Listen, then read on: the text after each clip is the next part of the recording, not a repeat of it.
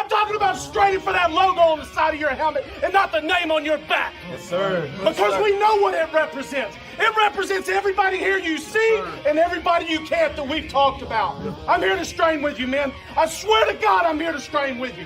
Let's go. Everything you got, strain with everything you got. Let's go. Bills on three. 1, 2, 3. Bills.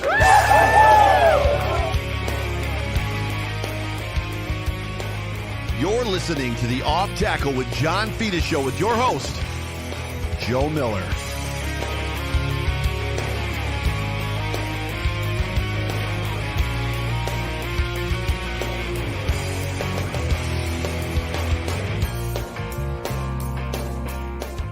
Well, what is going on, everybody? Welcome, everybody, into the Off Tackle with John Fina Show, brought to you by the Market Dominator team on the Buffalo Rumblings Vidcast Network, presented by Picasso's Pizza. Treat yourself to the most flavorful pizza on game day. Picasso's. We are Buffalo Pizza, shipping local nationwide. Order online at picassospizza.net. I'm the host of this here show, the Off Tackle with John Fina Show. My name is Joe Miller. You can find me on Twitter at Joe Miller Wired, and that guy right over there sitting next to me is John Fina, former left tackle for the Buffalo Bills. John? What perfectly executed. I've been practicing all week. Well, last week was a dud. Last week you did it and there was nothing. So Well, that's why I was practicing. I was like, oh my God, the DMs were flying in. Bro, you can't even open a beer can. You suck. just like the offensive line this Like week. the offensive line. People screaming at you, you suck. You're the worst. Oh, hey, playoffs, Joe. Clinch, Yes. Clinch.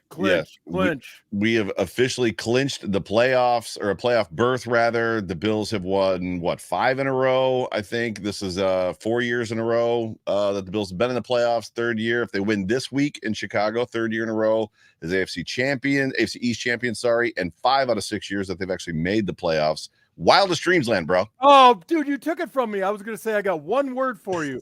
Wildest dreams land.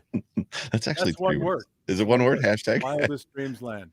Hashtag wildest dreams land. No, it's not everybody is Joe Miller. He's the host of this here podcast. We break down the Buffalo Bills game. I'm feeling ornery tonight. I got set off a little bit by a couple of things. So, bringing it tonight, Joe. What do you got?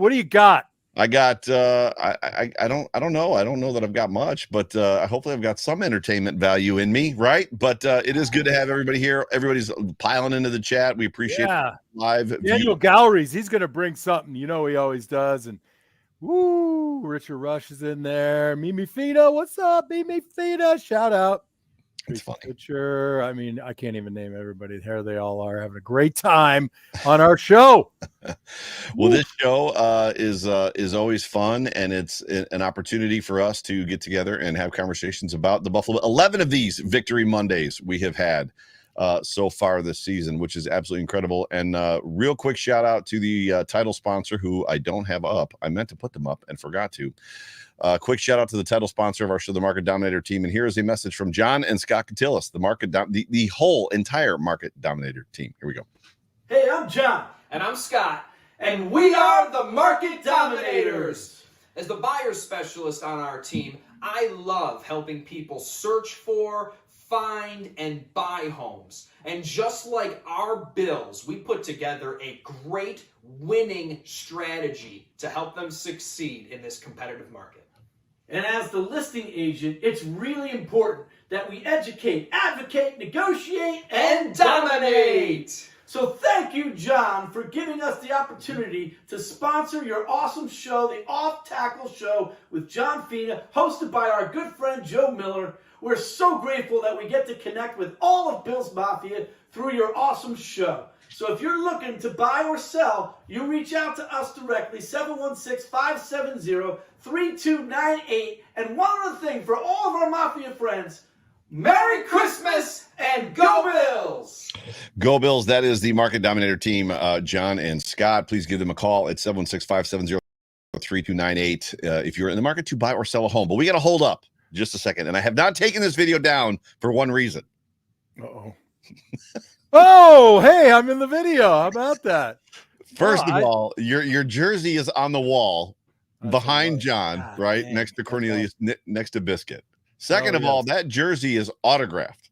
Yes, it is. What Yes, does it Joe is. Miller not have? An autographed John Fina jersey. Didn't I give you one? We every time it's come up, that's your question. Didn't All I right, I give got one right here. I think. Let me see. It's got. I think it has either some vomit stain on it or something. I got to see if it comes out in the wash. I don't know. I might have been screaming so loud I dripped some chicken wings on it. I don't know what that is, but maybe a little.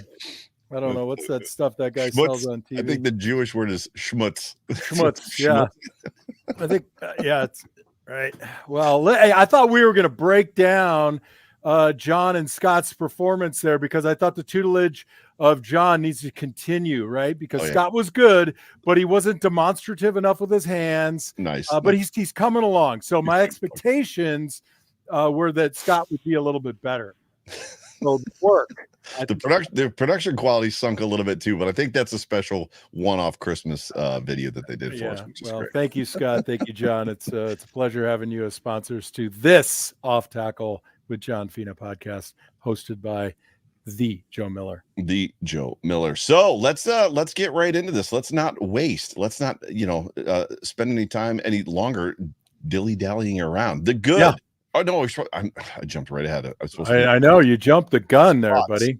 Our overarching thoughts on this football game. I apologize for that mishap rather. So, what were your overall thoughts of this football game? Too many mental errors. Too many penalties avoidable penalties by the offense, in particular illegal motion, offensive line. Those were killers, and there were mental errors. And there are always going to be physical shortcomings, but when your physical shortcoming is based on a technique mistake, that's a problem that, they can be rectified, but guys they got to stay tuned in. My thoughts on the game were just too many big plays given up by the defense and too many little hey, it's my turn to make a mistake instead of, developing into that not perfect game, but all three phases of the game, which we did not have yesterday. Yeah. We talked a little bit today, and I'm going to preface this with the Bills won, right? So the Bills won. We got the dub, 11-3, stranglehold on the AFC East, still the number 1 seed in the AFC. Everything is pointing in the direction that we want it to go. The Chiefs are having a hard time against subpar teams, which is even better for the Bills. Cincinnati struggled. Dallas lost to that being said, there was a book written on that Dolphins offense that was started to be written by the 49ers. The 49ers shut that Dolphins team down, and the conversation was it was also partly because of the cold. It wasn't partly because of the cold. The reality was in LA? Yeah, no, it was in San Francisco. Oh, that's right. Sorry. Yeah. Pardon me. I was thinking of them. So there was a great deal of the Niners have kind of figured something out, because the whole thing, and you and I have talked about this, and even it's funny because you said you really can't press a guy like Tyreek Hill. You can't press a guy like Jalen Waddle. You're one of the people that told me you really can't play press man against those guys. Well, the Niners did a little bit and it worked, and they shut that offense down. And then the very next week they go to the Chargers and it was 57 degrees. Oh, it's cold. They got heaters on the sideline, blah, blah, blah, blah, blah. And the Chargers had Tua throwing reckless footballs to open areas on the field because they were so in the face, in the grill of Tyreek Hill and Jalen Waddle that the timing was completely off. And all Tua could do was basically just drop back 3 steps and throw the ball. Please God, let somebody show up, which they didn't. He completed 30% of his passes. It was ridiculous. They took the middle of the field away. It was genius what they did. And the Bills defense goes into this game, trots in with a nickel 4-2, which is what we do. A game that was supposed to be a blizzard.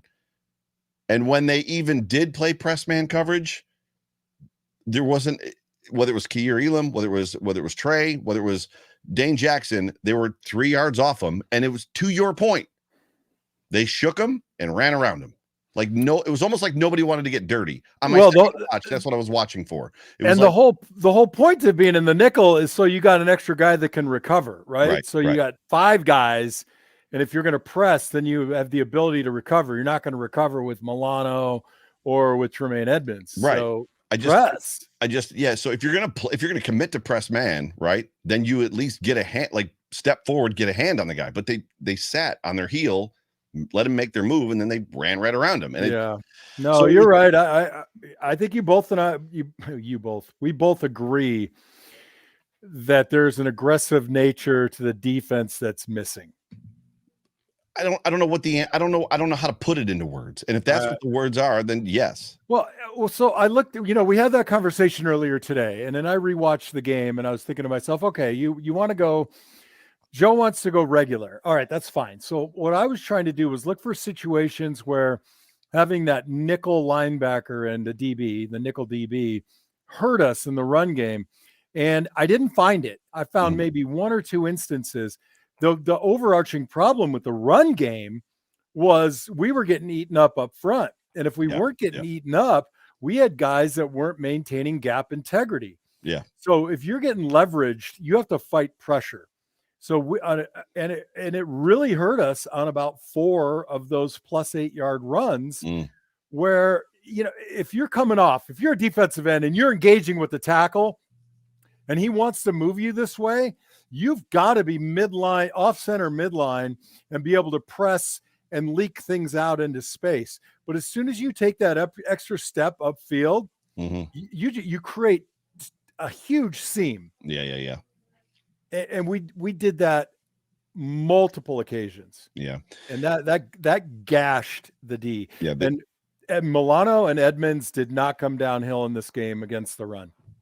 I think they were meant to stay back, right? I think that was so the Bills won, and that's all. So the game plan worked, right? So the Bills it did. They allowed the Dolphins to score 29 points, which to me should not happen in 20-degree weather.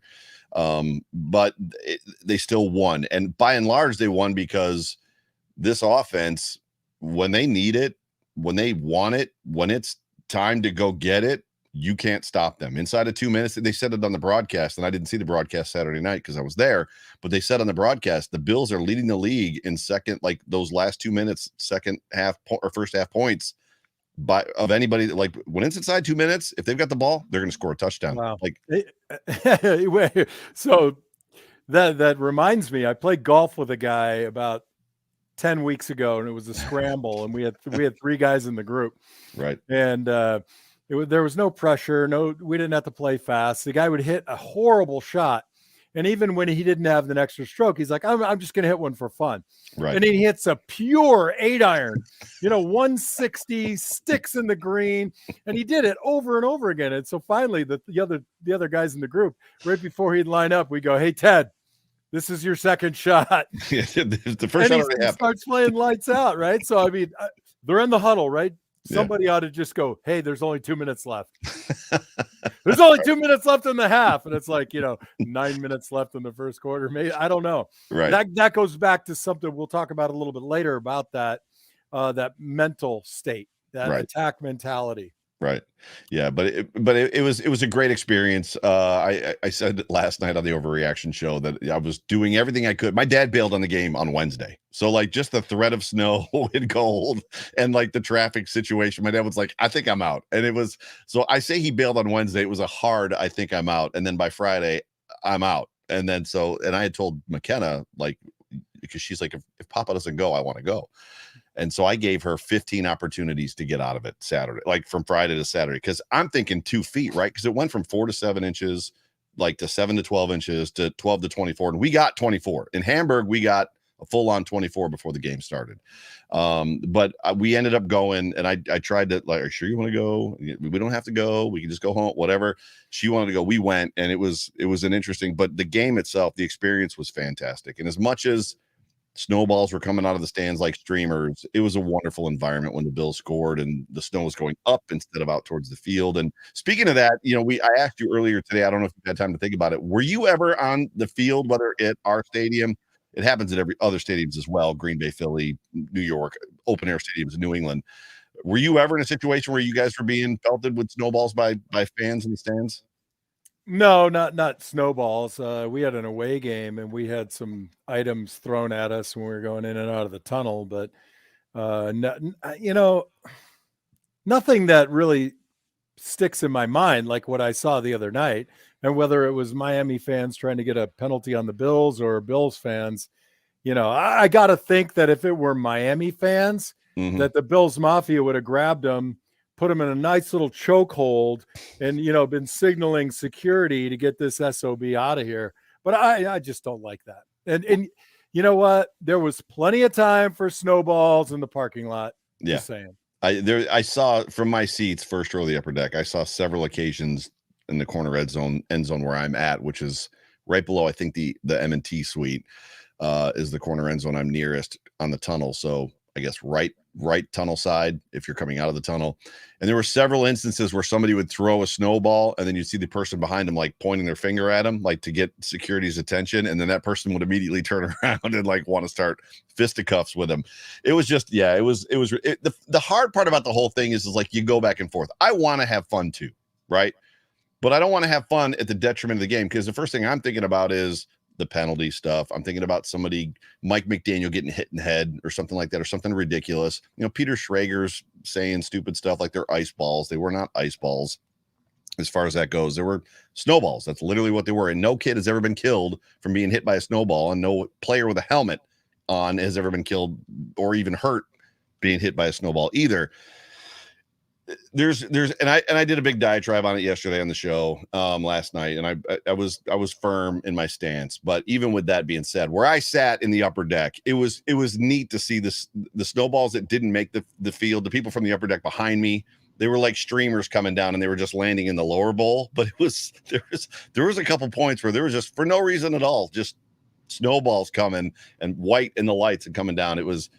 But the game experience itself was awesome. And when the snow happened, it was reminiscent to me of the Miami Dolphins Bills game. And I don't remember what year it was. It was a long time ago. Ricky Williams was the running back. That's how long ago it was. Sitting in my same seat, my little brother Corey was sitting next to me. And it was the game where Ricky Williams, the first two possessions the Bills had, he ripped off like a 48-yard touchdown run and then like a 51-yard touchdown run. And the Bills were not playing well. And then all of a sudden, out of nowhere, the snow from the back wall. Ricky Williams, did you play when Ricky Williams? I wonder if you were even on you may have been on the team at this time. But literally the snow from the side wall on my right-hand side, instead of falling down, went to commercial break, and all of a sudden the snow was coming up over that wall and then down into the stadium. And I hear people talk about it even today, when they're like, yeah, like the field was green, went to commercial, came back 3 minutes later, and the whole stadium was in a blizzard. And that's literally what happened. And the Dolphins just folded like a chair. So it was fourth quarter was that way. Like there was an aspect of like, all of a sudden it just started snowing, and boy, was it snowing. Like literally within a couple of minutes, the field had a coating of snow on it. And the Dolphins again, just kind of crumpled, right, with the whole entire thing. So wonderful game experience, suspect of the defensive game plan. But outside of that, I can't really say a whole lot of negative. It was great to be a part of. Are we on the negative? Because the special teams, okay, because the special teams was garbage. Right.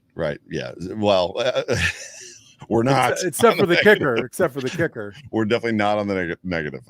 We did that last week. We tried that. Everybody got mad at us. But why? I don't know why they did. Mad at us for what? Actually, we're 18 minutes into this thing. Let's talk about House Capital real quick before we get on to the good. Oh boy, you're getting me fired up now.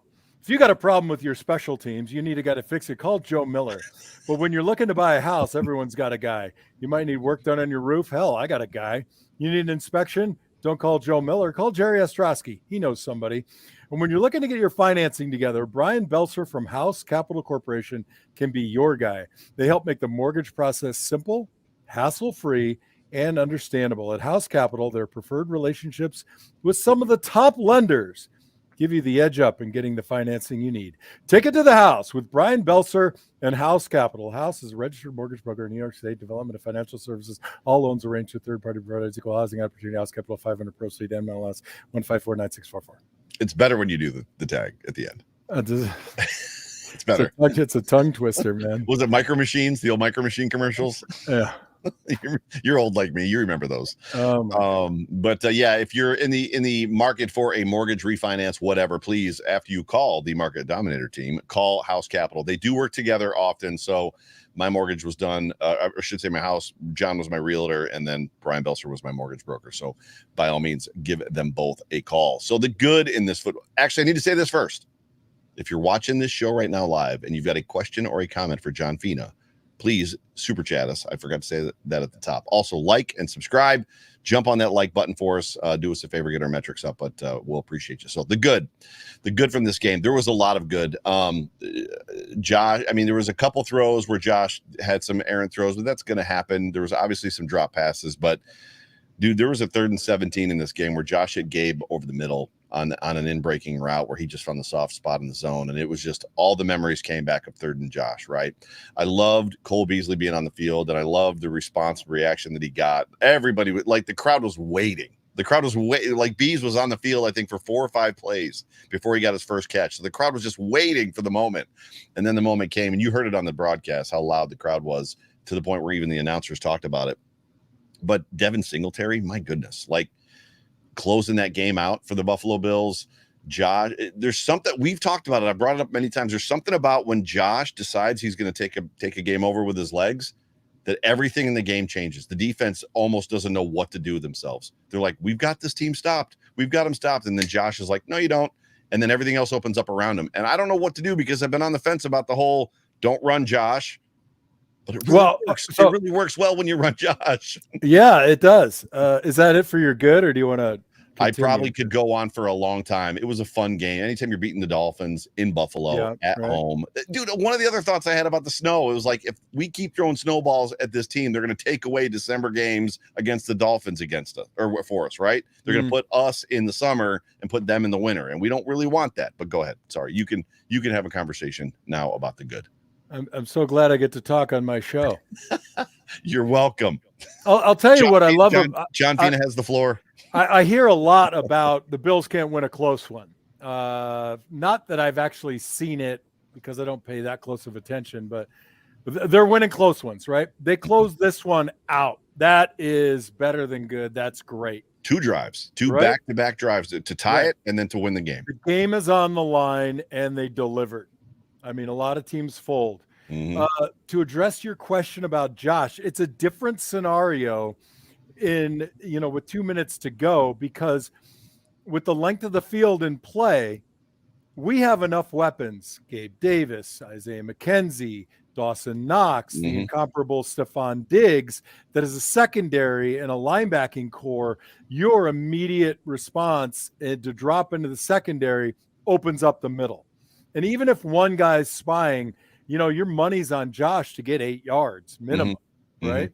I mean, occasionally when he's coming at you, he's gonna get 8. Right. When he's off to the sideline, occasionally those guys have been tripping him up. That'll happen.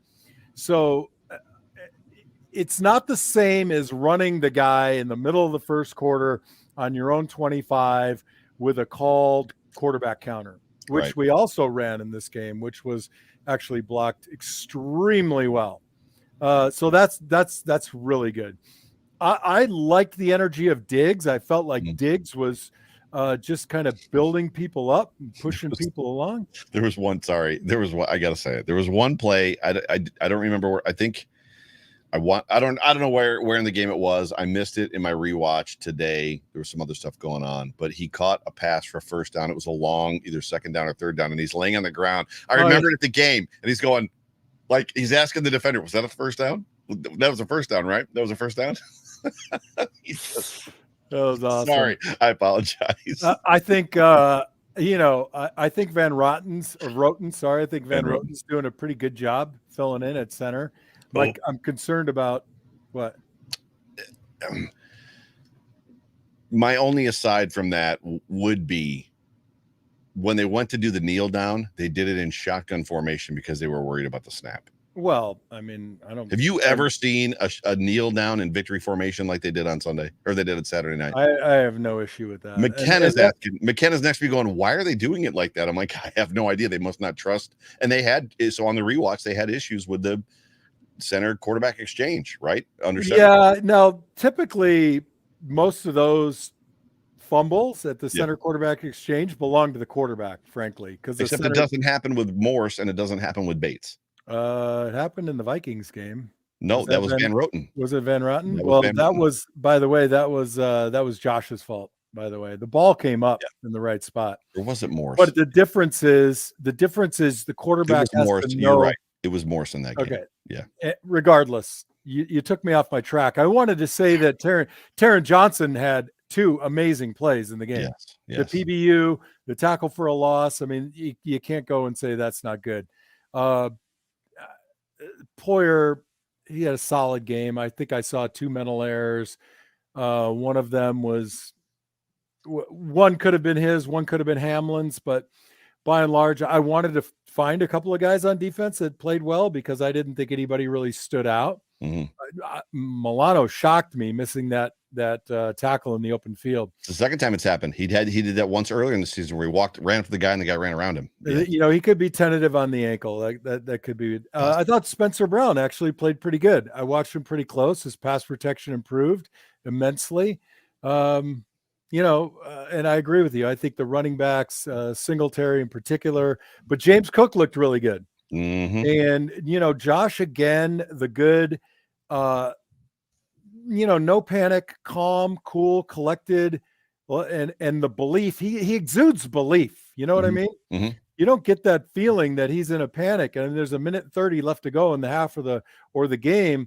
And he looks like the same guy, on the first drive of the game. Right. And that's a really good thing. He doesn't get rattled. And you could tell he doesn't get rattled because if a player disappoints him, he just gives him, he just does maybe a little like shake, shakes his head a little bit. Yeah. But he's not like screaming and angry because, it's the whole, point at you, 3 fingers pointing back at me. We got a great guy at the helm. Yeah, it's to your point on Spencer Brown. So I heard this somewhere. I don't remember where it was. I was listening to or who I was listening to or what I was reading, but they were talking about the fact that Spencer Brown was going against Jalen Phillips, who's like enormous, 6'5", 6'6", and that Spencer Brown being 6'8", a big old boy, probably. I think Tommy Doyle's like 6'8.5". He's even bigger. That he struggles, or that at least he has struggled with getting low and getting into some of those shorter like defensive ends or outside linebackers that are rushing the passer. So, yeah, he definitely did better. Now, Jalen Phillips obviously had the strip sack on Allen. We can talk about that probably in the negative. You would probably put that on Allen. Probably. Wait. The funny part is he could have just gone. If he'd have just gone, he would have gotten. Yeah. When I rewatched it, because when I see a play that I want to understand, I watch it like 9 times. Right. Which is why it takes me like 9 hours to watch one football game. The information is coming at me, Joe. I don't know what to say, man. He runs up to the line of scrimmage and stops and waits. So apparently he saw something. He's stopped. He's like, I got that guy, and I'm going to wait for him to come open. And then Jalen Phillips got to him. And Jalen Phillips, I don't know. I didn't get to it on the broadcast. Did he when I was in the stands, he did it towards me because I'm on the Dolphins sideline. So the Bills were going from my left to the right, and then he strip sack, and then Jalen Phillips runs around and celebrates like he just won the Super Bowl. Jalen Phillips gets a strip sack against Josh Allen and is losing his ever-loving emotional mind. Like he's like on the ground and like, oh my God, I can't believe this just happened. It's like, bro, act like you've been there before. All right, we'll revisit that kind of mindset thing. Right. So I think we hit the good, man. Oh, Tyler Bass. Yes, Tyler Bass. Also Tre'Davious White. Tre'Davious White had a couple of moments where, again, press man, didn't really press into his man. However, it was great to see him getting overly involved, tackling guys. Yeah, he had 2 challenging plays that I saw. Yeah, One, he was lined up on the defensive right. He gave too much cushion. We were bringing pressure, and I thought, well, maybe he's cushioning because of the pressure. Yeah. But he had a single high safety behind him. He had Hamlin behind him, and he should have been tighter to Waddle on that. I didn't think there was enough risk that warranted him playing as soft on that. It was kind of like a 12-yard in, something like that. It was Waddle that got him. Yeah, it was Waddle. But overwhelmingly, it was great to see Tre'Davious completely involved in the game plan. He wasn't tentative like it felt like he was during the Jets game where he was kind of like, I'm not sure yet. Whereas this one, like he was going after Tyreek Hill as far as after the ball was being catched. He was challenging the passes while they were in the air. It was great. So yeah, that to me was a big good. There was a lot of good from this football game. And it was entertaining, and we beat an AFC East opponent, and beating them pretty much assures us of the AFC East like crown. So I mean, the Bills would have to have an utter collapse. And by the way, as it pertains to the Dolphins, as much as the Bills went in there full of moxie, like we're just going to do what we do and beat you, whoever plays the Dolphins going forward is going to play press man coverage and take away the middle and shut that offense down. So as much as people were like, oh, look, the Dolphins can play offense again, I'm not so sure the last 3 games the Dolphins are going to be as successful as they were against the Bills, frankly, because people are going to do what the Chargers did against them, right? Yeah. So your daughter just gave us a super chat, but there's no comment here. So Mimi, oh, there it is right there. Do you guys think Ike Butker will play against the Bears? How do you feel about that? If so, Mimi Fina with the super chat. This is John's daughter. Where are you at on Ike Butker? Well, I think Quesenberry's playing well at guard. I think that position suits him right now. If Mitch Morse isn't back for the game, obviously Van Roten is going to be at center. Where does Rick Bates? What's his prognosis? Right. So right guard. I would expect him back this week. Yeah. Although if Morse can't play, he's going to be the center. Van Roten. No, Brian Bates will be Brian Bates is the backup center. Rick Bates, right? Okay, so Rick Bates comes back. His mom doesn't like Rick. Ryan. I did it for you. Okay, perfect. Love it. Yeah, I think despite common misconception and people that like to throw blanket accusations and statements, this offensive line has played pretty damn well on Saturday night, aside from the penalties, which I guess then they didn't play well. But I think the only guy right now, as I see it, who struggled from Saturday night was Saffold. Yeah. And, he's a good player. He does a couple of things that I'm just like, why did he do that? And these are all, Joe, pre-snap thoughts that you have in your head. You come running up to the line of scrimmage in your Scottish Bills Mafia t-shirt. Bragger. Yeah. I love it, man. I'm Scottish. You come up to the line of scrimmage, the play, the snap count, then you're counting. You're like, all right, this is what I see. Now, the next thought that comes into your head is, what's the worst thing that can happen to me? How do I prevent it with my first step? And you got to have that mentality. And there are situations where, and I know Jerry O's looking at the film right now, scratching his head. Reuben Brown's saying the same thing. Like, why the hell did he step out into space like that when he's got help inside and sells the center out? So, there's that. And it's easy to watch the film and say, why the hell did he do that? Rather than being in the game and the proverbial bullets are flying and, you get a little kind of loose with your technique.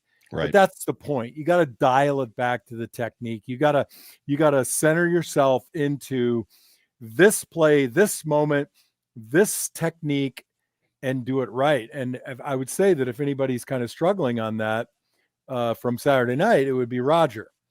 Not that these things aren't curable, but I don't see Ike coming into the game unless we don't have Ryan Bates and Mitch Morse.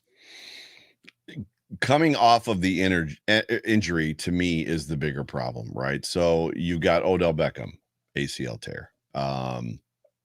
All the hype, the whole entire season. Who's going to sign him? Where is he going to go? Von Miller, he's coming to Buffalo.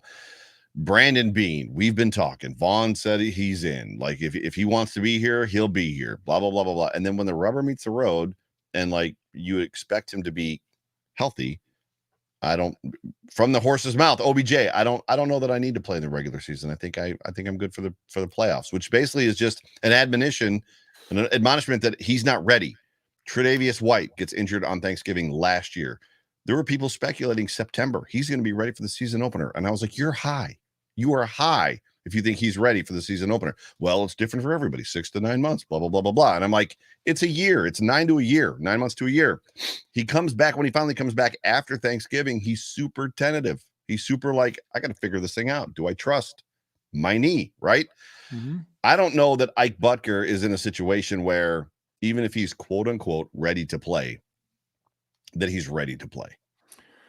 Yeah. So, it might be bring him back for limited snaps just to see, get him into that speed. I mean, they're not practicing at full speed. They haven't practiced at full speed since the first week of September. Yeah. There's just no way to simulate it. There's too much risk. The bodies are too sore. So bring them back onto the roster. Who's next up? The Bears, right? So, Bears, yeah. so who is going to go down that you have up 9 offensive linemen? You can't. You got to have 8, right? So you're only going to activate 8 offensive linemen unless you're really concerned about something. Activating 9, that would be insane. But if you do that, who do you put down? You put down I don't know. This is the and at the risk of upsetting the comment section, and I know that Ike Butker is a guy that we like. I like Ike as well. The reality is if Morse can play and Ryan Bates is healthy, Van Roten is your backup, is your emergency guard, right? And your emergency center. Van Roten at a guard, from a guard standpoint, Van Roten has played well. Like he's never played center before. He never played center in college. So that's why that whole conversation about him playing center in the first Miami game was so perplexing. Why are you putting a guy in there to play center that's never played center before when the dude standing next to him was the backup center and you never played him because you were afraid to get him hurt in case Morris got hurt? So to me, Ike is kind of down on the totem pole. If Van Roten is healthy and Bates is healthy, Van Roten plays and Ike does not. That's just me, and I know that that's not necessarily what the comments probably. Yeah, and you got Quesenberry playing guard too and playing well. Right, and Quesenberry's been he did fine in that game as far as that goes. Yeah. And what's amazing too is like that his ankles healthy. So all these guys are dealing with ankle injuries. Everybody. What's not Joe, if you ever weighed 312 pounds, that's a lot of stress on the joints, brother. I'm 235, so I'm close. I'm getting there. I'm working my way. You are not 235. Right? Swear to God, dude. 6 feet so tall. we're separated by 15 pounds, and I'm like 6 feet taller than you. You're 5 inches taller than me, and I have and my wingspan is an 80, and yours is like a 40. It is not a 40. Like dinosaur arms. I have a 34. I have gangly arms like you, but I've got a 34-inch waist, and I weigh 236. Yes, 100%. And I hate the fact that I weigh 236. But that's a conversation for another day. You better look better at the sales kickoff meeting in Orlando when we're there, buddy, or I'm gonna just pound you and choke you out in the middle of a meeting.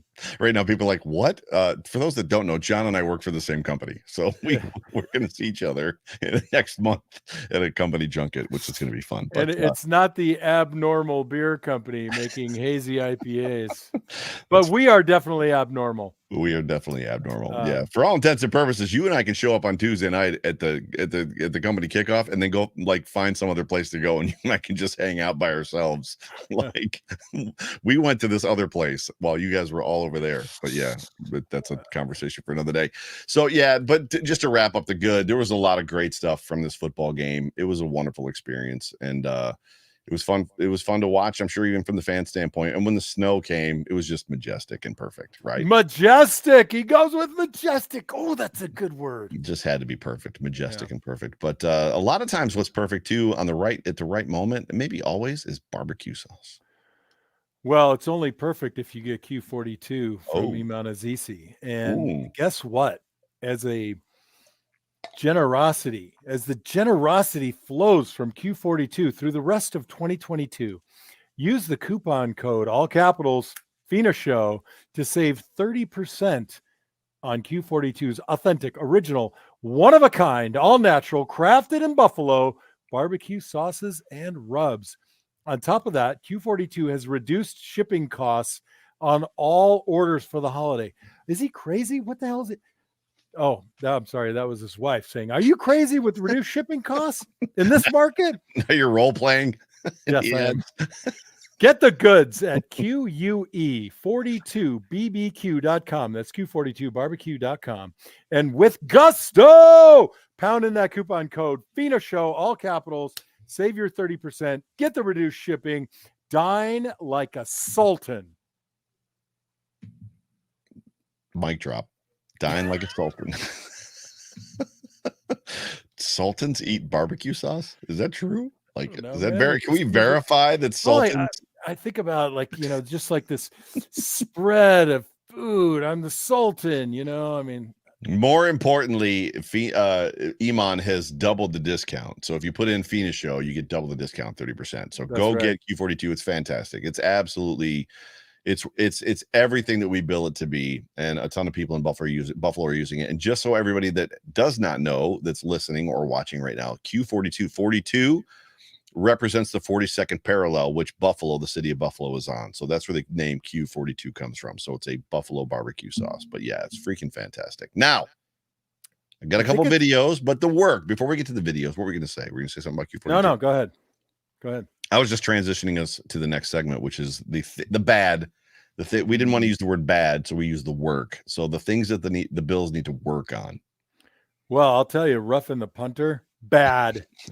Okay. Yeah. I don't even know what happened there. So I was holding, blocking the back on a return, bad. But the roughing the punter piece, Cam Lewis, and Cam's a good kid, right? I'm not saying he's a bad kid. I'm saying it's bad. Yeah, but I don't know what happened there. Like, so I'm in the stands. I haven't seen the replay on the game feed as far as the broadcast, but he just basically, he wasn't even diving for the ball, which is normally what happens. He just ran into the guy, like, poof, here I am, and basically almost caught him right in the air. Like, what did you see from the broadcast angle?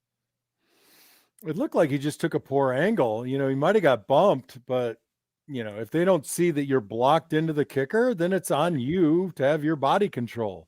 That ended up in a touchdown. Yeah, it was bad news.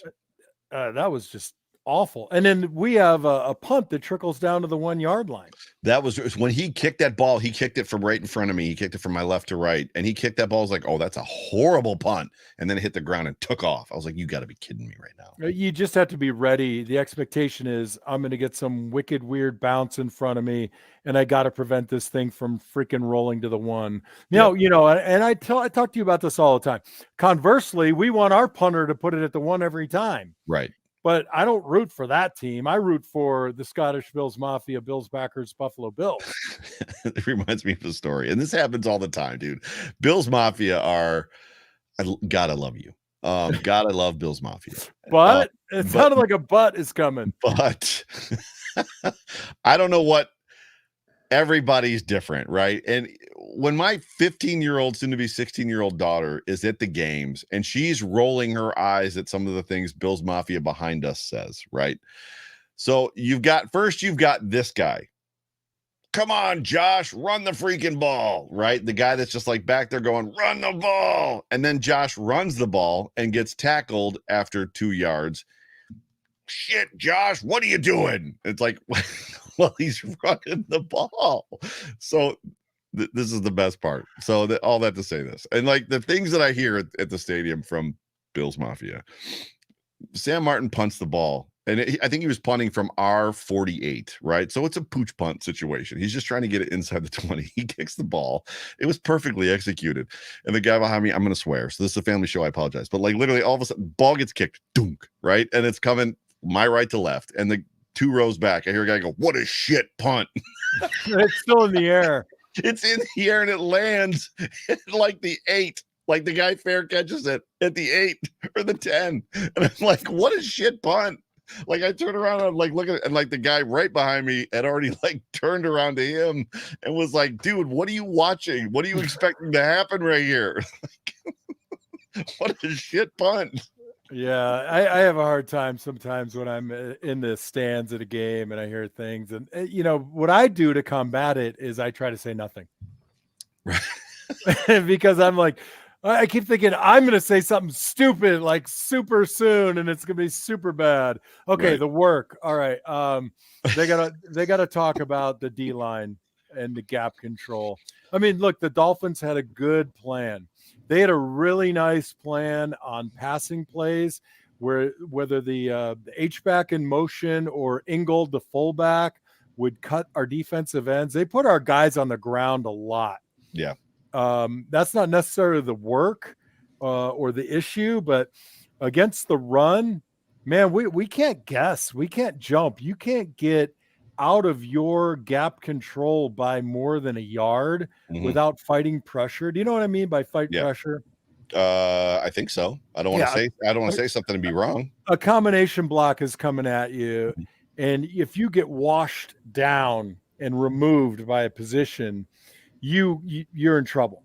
But if that's happening and you feel it, you've got to fight against the pressure to hold that space. Mhm. And those big runs, there were, like I said, 4 to 5 instances where our guys were they just took themselves completely out of the play. So it's one thing to get manhandled and driven out of your position. It's another thing that when you feel pressure, you try to go with it and beat it, and you self-remove. Right. And we did quite a few times where we took the easy way, and that just creates gashes. All right, so I did the D-line, which was just, I think, not good. They need to figure Well, that out. we got some videos to kind of show, but Oh yeah, okay. Well, which we've got 3, but I clearly at the top of the program, which for those that are just now that weren't here for the beginning, I don't understand I guess I don't understand the defensive game plan, but I guess there's a level of, if you're going to walk into a stadium and be like, I don't care what you're going to do, I'm going to be me. If that's how you're going to approach games, I guess more power to you until it doesn't work, right? We don't care what the Chargers put on tape last week. We're just going to do what we do and beat you. I totally agree with you. And God rest his soul, Walt Corey. He was a great guy, but I hated the Bills' defense of the 90s. It's the same thing we're doing right now. We're just waiting for somebody to make a huge play. We don't do anything terribly creative. We occasionally bring a blitz, but it's always super vanilla. We're A-gapping or B-gapping with Edmonds or Milano. Occasionally we bring Hamlin either off the edge or Poyer in the B-gap, and it's not terribly creative. The defensive ends, I like them. I just see too many instances where they're just going and giving up the chest, and they're not using a move.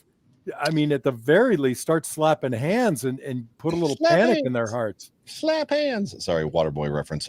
So I guess from a work standpoint, let's start here. And to me, this is the long run by Raheem Mostert, right? And I think you had it listed to me as Groot jumping, or Shaq, or somebody not containing the edge. Yeah, so Shaq right here at the top of your screen, he's getting blocked by the tackle. And then right here, what he does, rather than hold space, he flies upfield. And that creates that natural seam that you see right there. Yeah. Right. Now, that's a big enough problem. But then it's just exacerbated by Epinesa. Dude, just make the tackle. You're going for the strip on it. Huge mistake. So this is a better look, obviously. Right. So here's what Shaq does. He goes just flying upfield, but in this instance, with the tight end there especially, he has to hold that space. And if you look at the 3 technique, whether it's Settle or Daquan Jones, he's not getting any width either. Right. I think Daquan actually is on the backside here, almost makes a great play splitting the center and the guard. Yeah, Daquan's on the backside. He actually comes from the outside in, technically. So right to left, right? Well, we're viewing it left to right, but he comes from the right side around to the left side. Yeah, he does a nice job here. He almost makes the tackle, but look at where Shaq Lawson is. He's 5 yards up the field. Out of the play. And look at the down and distance. It's 1st and 10. No man's land. Where's he going on 1st and 10? I mean, he's basically rushing the passer. And what's wild about this is, like, Shaq Lawson's number one asset is his ability to set the edge. Okay, so let's go back to what I was saying earlier. Yeah. Every play, what's the down and distance? What's my mental state? Situation. I have got a responsibility here. And look, I'd be shocked to hear that that's what he was supposed to do on that play. If he were supposed to do that on that play, you wouldn't see Milano hopping over. You'd see him coming downhill on the snap from fill that gap. From jump, he makes his decision and goes outside. I'm going outside. That's right. And that, sir, is a gash. Okay. So I don't want, and that's not my point about this play. My point about this play is effectively, where do I want to be at? So we're just going to run it from here. And if I got to back it up, I don't understand this about the Buffalo Bills. And for all intents and purposes, several modern day NFL teams. So Daquan dives at his hips, misses him, right? Fine. Right there, Epinesa. Dude, I was gonna say that. Tries to tackle his shoulders. No, he was going. Hamlin tries to tackle his shoulders. I thought Epinesa was going for the strip. Taron Johnson tries to tackle his shoulders. Why the hell don't people dive at their feet? Yeah, I think you got to go to the hip and just affect the hip. So Because a guy can lean into you with his shoulder. Ruben and I used to do this beautifully. When we would come we'd have a combination block. A lot of guys would hit a guy in the shoulder, but then they can fight back easier. Who gives a crap? You've been in the you haven't been in the these two guys on your screen right now, they shouldn't even be a part of this discussion because Epinesa needs to make that tackle. Well, right, but you've never been necessarily, just a guess, in the defensive meeting rooms. However, I find it hard to believe that, yes, we gave up a 67-yard run that led to a tackle. But, man, AJ, if you'd have gotten that strip there, it would have made a whole big difference. No, I got to think that they're in the room going, dude, you got to go at his feet here. You got to go to his hips. Go, take his legs out. There's no way they're like, no, the strip was the right call. Yeah, you missed it, and he got 67 yards, and they scored a touchdown right after it. But no, he doesn't even have the right leverage to go for that strip. I mean, that's silly, right? You want to be punching it out from behind. And Taron does the same thing, and he gets another 20 yards. He dragged Taron down the field from that yard. There's 5. But he's not going for the strip. 10, 20, or 15 rather. 20. He's not going for the strip, but he's trying to tackle his shoulders. He gets 20 extra yards because Taron Johnson does not cut his legs or go after his hips right here. Yeah, but he shouldn't even be a part of this discussion. Epinesa make the tackle. You can say that's the pass you would give him there. I'm not giving him a pass. I'm just saying the real culprit here, aside from Shaq creating the seam, is the guy who's big enough to take his hands, put it on his shoulders, and shove him over the heated benches. Right. Because he had that angle. Yeah, he could have just pushed it. He did this thing where he's trying to knock the ball out. It was awful. Yeah, but Taron could have done the same thing. Taron could have just shoved him out of bounds. I agree. It's I'm not disagreeing with you. I'm just saying it never should have come to that. But I'm bringing this up because this is a problem with this defense. The problem with this defense is they give up these big plays. We've been giving up too many big plays. Fair. But the overall problem is we can't put a complete game together right now. And going into the playoffs, and this is my point of the show, is we have to win in all facets of the game. Other than the game-winning field goal, which was like an extra point, right? Our expectation is he's going to hit that. Right. It's not like he hit a 61-yarder to win, right? Okay, on the right hash, right, with a 40-mile-an-hour wind or a swirling wind, right? Yep. So the expectation is he's going to nail that. But our special teams were horrible in this game. Yeah. Horrible. One more time, John, for the kid in the back. Right? And the defense, sorry, you hear it louder than they do, I hope, because the defense was, mediocre, good enough to win, but not great in the tackling. What's next? Because he got me all fired up. The next one is, I believe, Poyer and Jackson. All right. Okay. So this is the opening play of the game.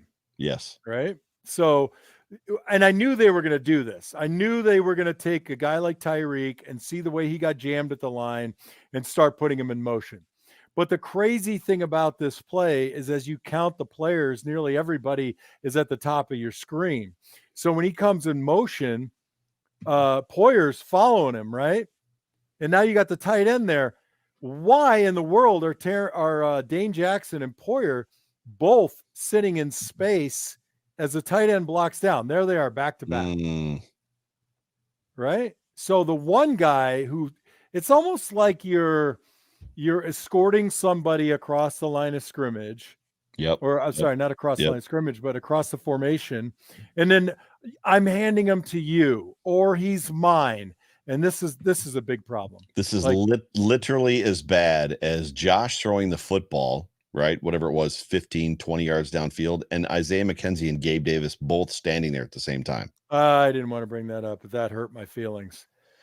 Literally, you sent me this video and told me the time signature. When I pulled it, I was like, I don't know what he's talking about miscommunication. But now that you've said that, why? Look at them. They're both covering one guy. 30 and 21.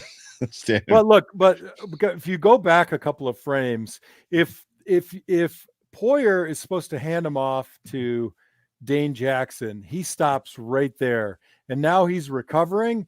And he's going to float right across at level 2, and he's going to make that tackle between Mint Milano and Shaq Lawson. Yeah, there was a lot of interesting things that the Dolphins did in this game to not necessarily uncover what the Bills were trying to do, but also to put the Bills in difficult situations. The Tyreek Hill, like constant, incessant streaking in motion, and not just normal like jog motion, but literally jet streak motion stuff, literally seemed to throw the Bills kind of off kilter a little bit. And it shifted. They were talking about it on One Bills Live today with Eric Wood, talking about it, like it would shift the whole defense and move them from having 7 in the box to 6 in the box. And one of those 6 was Taron Johnson. So not only did they lose a player, they got smaller in the box. No, and that's when we had the conversation earlier today. I paid very close attention to that. But again, it's gap integrity beyond this. I mean, when you can see the back of the right tackle, you know, pushing our defensive end up like that. And look where, I mean, Milano and Edmonds are getting eaten alive here. Yeah, there's a back butt view from this, so we'll take a look real quick. There you go.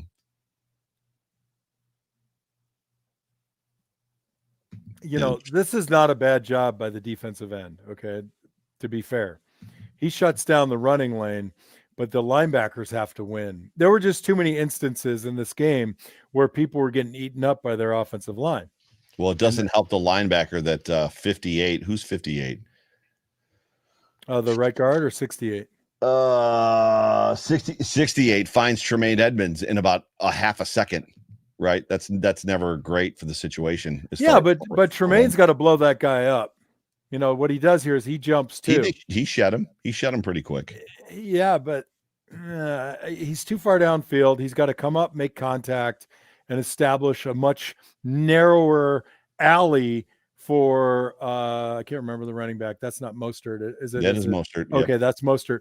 So he can't make that cut right between the depth of level 1 and level 2, right? So if Edmonds comes further down, there's too much trash there, and it makes it much harder for Mostert to make this cut to his left. I think Edmonds was expecting it to go outside based on that look right there. I think Edmonds sheds him and is expecting it to go to the right. What I'm saying is this is a downhill play, right? And you're getting blowed up at 4 yards deep. If you're a linebacker and this play is coming at you, you need to be at 3. Yeah. You said blowed up, by the way. I did. What did you expect me to say? Blown. No, that's not what we say in the locker room. Is that what you say in the locker room? Absolutely, dude. You got blowed up. So this was a Daquan Jones where you felt the gap integrity. I know that you wanted to talk a little bit about that too, as far as the defensive line, where the defense, when it had issues in this game, it was primarily on the defensive line. Yes. Yeah, I would say for sure. But look at the line. Look at the alignment, right? You got a tight Shaq Lawson or Groot. I'm not sure who that is. It looks like Shaq from the stance. And then you got Daquan in a 3 right there, right? So on the snap of the ball, watch where he goes. I mean, riddle me this, Batman. You're in basically a tight defensive line formation. And on the snap of the ball, you go flying. Outside. He's so far outside that Shaq folds behind him. Or Groot. I can't tell. My eyeballs don't work that well. It's Groot, right? So he ends up almost making the shoestring tackle, layering over the 3 technique. Where's he going? Right. As opposed to dipping inside, right? No, not even dipping inside, as opposed to blowing him up and fronting him up. On running plays, it's a fight in a phone booth, right? I, as a defender, want to get my hands on you inside before you, as an offensive lineman, get your hands on me inside. You're fighting for this position. Right. And I'm not trying to show you my cleavage. You're fighting for this position. You got me? I did until you said you have cleavage, but yes. You got a problem with the moobs? Listen, you can't do that. And look, here's the crazy thing. The Miami Dolphins had all but one play running success between the tackles. They had one toss or a pitch to Mostert or whomever it was. I can't think of his name, the other running back who's also quite good. Ahmed. Nope. Oh, everything's hitting between the tackles, Joe. Why are people flying up the B gap? I don't know, but it's funny because it was almost like the Dolphins were preparing for a blizzard game. and the Bills defense didn't think they were going to, right? Like okay, they're not going to run. I mean, if I love Mostert, he's a terrific running back. Right, for sure. Right? Yes, yeah, and he's fast too. And so- Ahmed's no slouch either. Yeah, so let's do this. So let's put that to bed and let's go back to, or I should say, let's round this thing out and be Fired out of up, here bro. You get me fired up. with the next expectation. So the Buffalo Bills on Christmas Eve go to Chicago. They're going to head to Chicago this week on Saturday after 7 days rest or 6 days rest. Excuse me, a normal week. And they're going to, how do I want to put this lightly?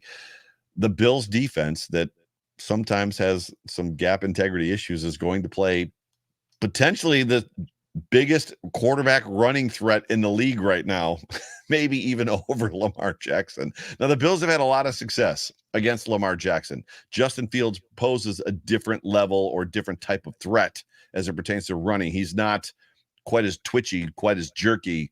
Justin Fields is almost like Josh Allen, the way that he runs. It's a little different. But yeah, as far as my expectations for this game, clearly I expect the Bills to win. I expect the Buffalo Bills to go to Chicago to take care of the Bears the way that they should. The Bears are not a good football team. They're not at this point it seems like very well coached football team. They got a good running back in David Montgomery.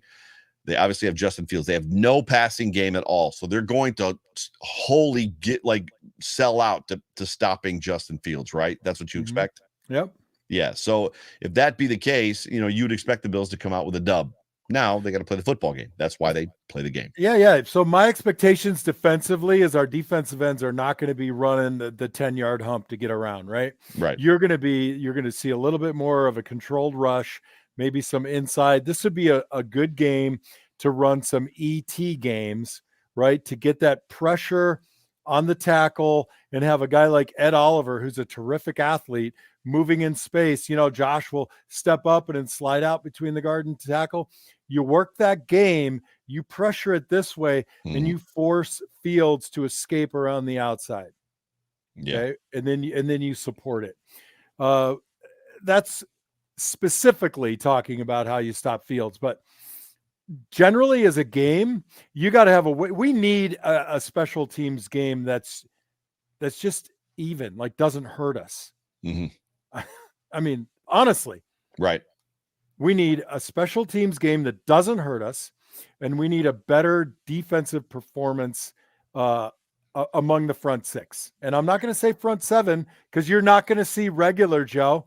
You're not going to get it. It's Christmas. It's Christmas, and you're not getting it. No opening your presents on Christmas Eve. We're going nickel. We're going 4-2-5. There are things that this fan that is Joe Miller has said for several years. One of them, Tyreek Hill, why are we not jamming him at the line? That is now being vetted as true. You jam that guy at the line. Well, not when he's in motion.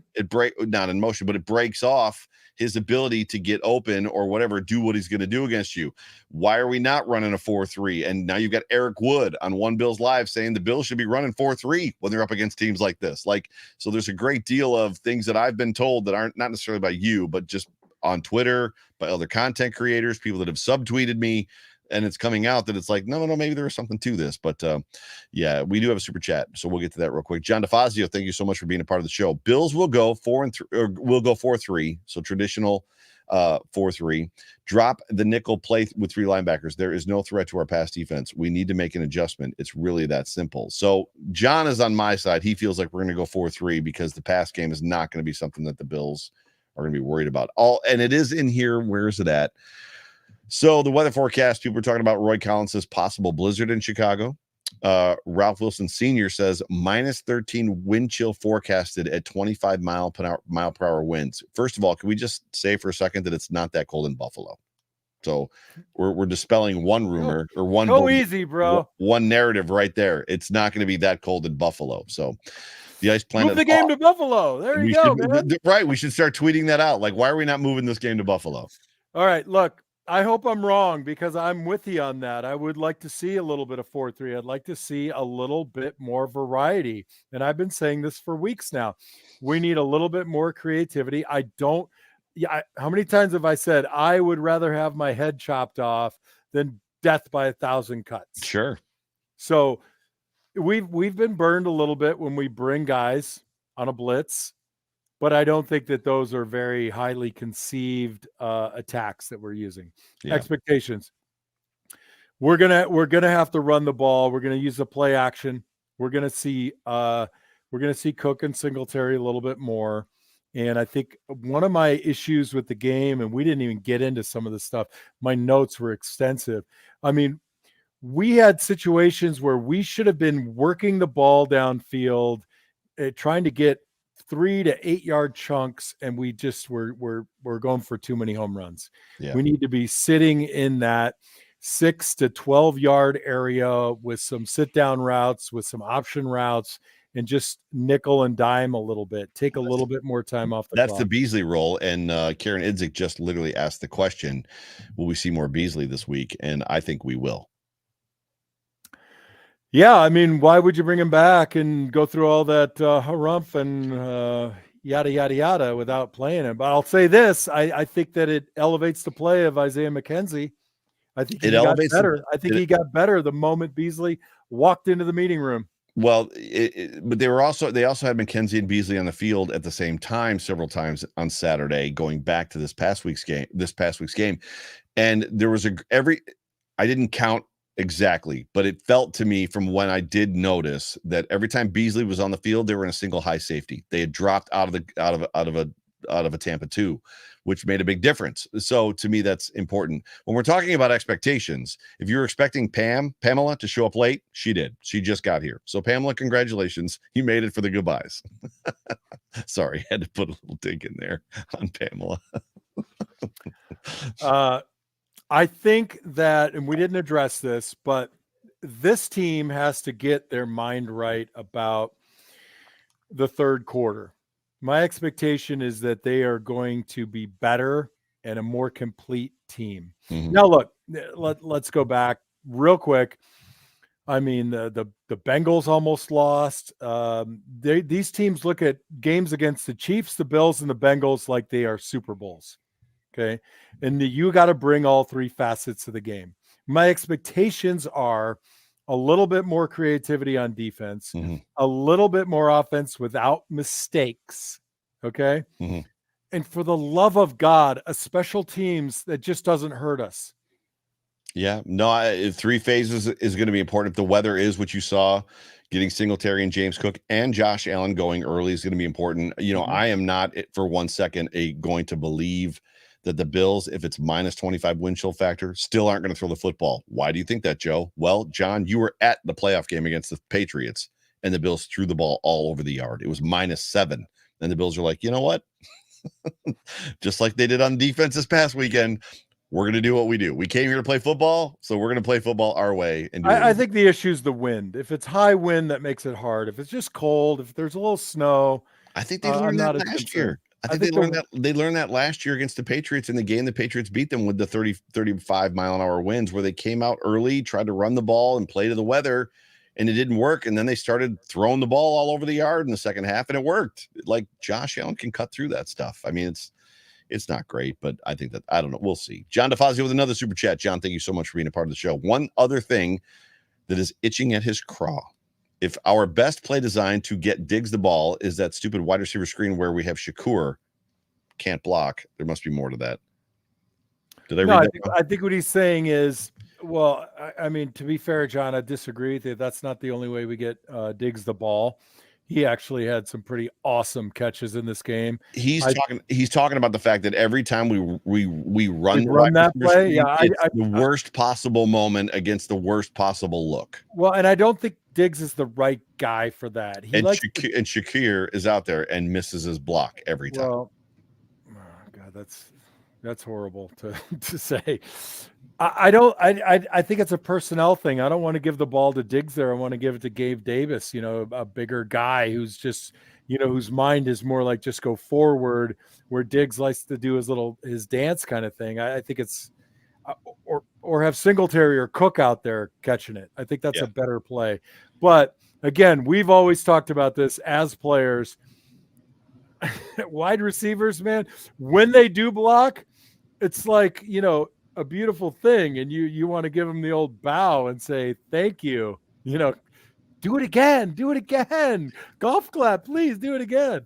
But you never rely on it. I don't like the play because you're relying on guys who don't practice blocking to block. But the frustration for Bills fans, and I speak for all of Bills Mafia right now, we watch this play run successfully against us week after week.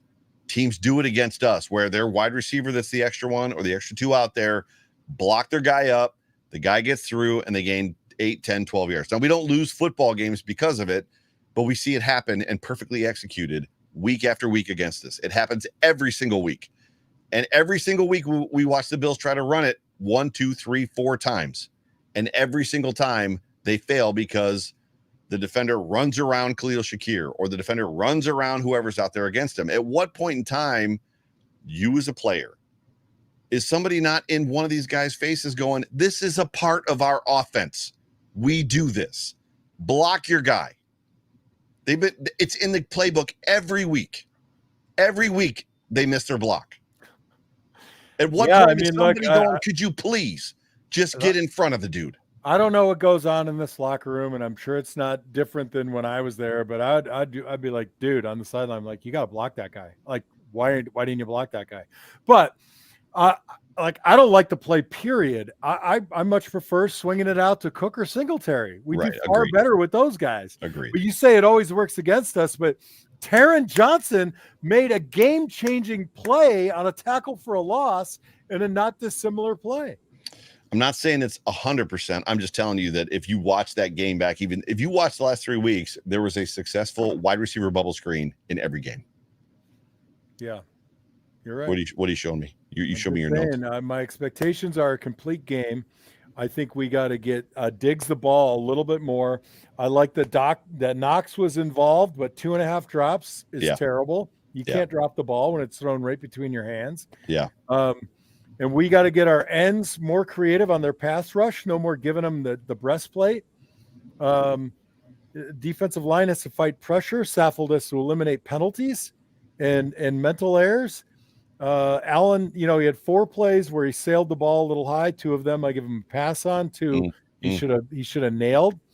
And then special teams. And then when you screw up and you can't get out of your own end zone, you flip the field and give them field position.